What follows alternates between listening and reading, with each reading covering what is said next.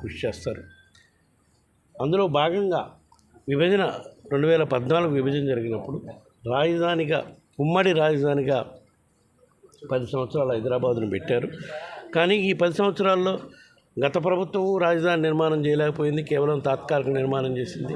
మేము మా ప్రభుత్వం వచ్చినాక గత 5 ఏళ్లలో చిత్తశుద్ధితో రాజధాని నిర్మాణం చేసే స్తోమత మనకు లేదని చెప్పి అన్ని విధాల అభివృద్ధి చెందిన నగరం విశాఖని ఎగ్జిక్యూటివ్ క్యాపిటల్గా పరిపాలనా రాజధానిగా చేద్దామని చేస్తే కొన్ని న్యాయపరమైన ఇబ్బందులు సృష్టించారు. న్యాయపరంగా ఇబ్బందులు కూడా ఎదుర్కొంటున్నాం కూడా ఈరోజు.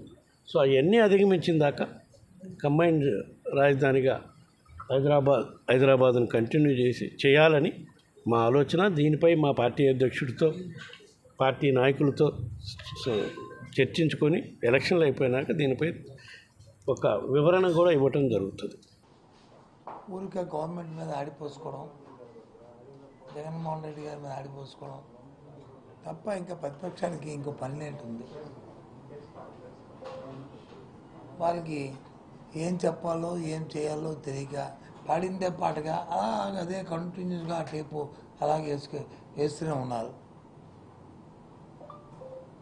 మేము 100 సార్లు చెప్తున్నాం, ఈ ప్రభుత్వం గత 4 సంవత్సరాల 10 నెలల కాలంలో ఇంకో 2 నెలలు కూడా కంప్లీట్ అయితే 5 సంవత్సరాలు అయిపోతుంది. ఈ నేపథ్యంలో నాయకులు కానీ ముఖ్యమంత్రి కానీ ఒకే మాట చెప్తున్నాం, ఈ 4 సంవత్సరాల ప్రజలకి ఏదైనా మేలు జరిగింది అనుకుంటే, మంచి జరిగింది అనుకుంటే, మీ తాలూకా జీవన ప్రమాణాలు పెరిగాయి అనుకుంటే,